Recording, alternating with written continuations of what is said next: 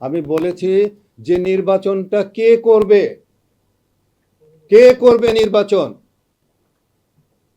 আমি অন্তত ভেবেছিলাম যে এই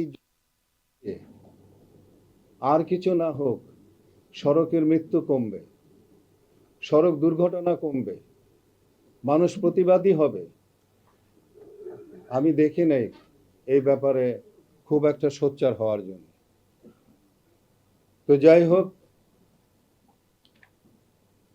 সময় যেহেতু নেই, সময় সরকারেরও নেই, কারণ ডিসেম্বরে নাকি তারা ইলেকশন করবে। আমাদের এত চাওয়া এত পাওয়া আমাদের কিভাবে হবে? হবে তো না। সরকারের নির্বাচন না জাতীয় সরকারের নির্বাচন, আমি কিন্তু এই নির্বাচন সম্পর্কে আমার ব্যক্তিগত পেজের মধ্যে আমি আজ থেকে 2 মাস আগে এই নির্বাচন নিয়ে আমি কথা বলেছি। আমি বলেছি যে নির্বাচনটা কে করবে, কে করবে নির্বাচন, কাকে আমি বিশ্বাস করব, কাকে আমি বিশ্বাস করব?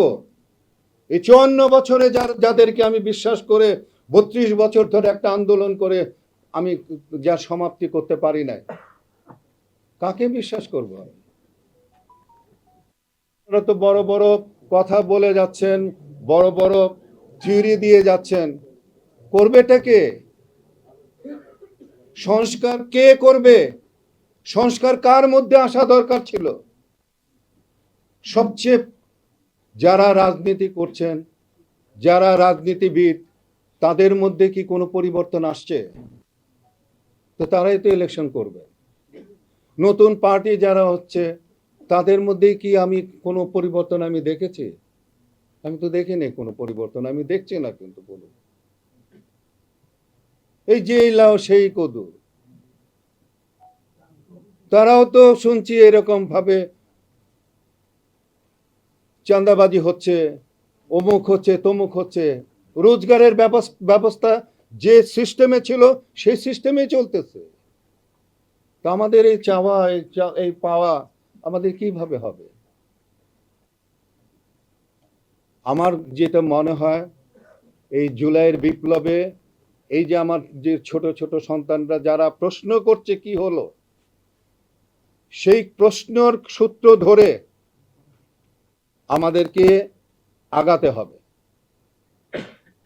এদের প্রশ্নের জবাব দিতে হবে আমাদেরকে, এবং সেই জবাব দেওয়ার জন্য যারা রাজনীতি করছেন, যারা রাজনীতিবিদ, তাদেরকে প্রশ্ন করেন যে আপনারা কি করছেন, আপনাদের আপনাদের সংস্কার কোথায়, আপনাদের পরিবর্তন কোথায়?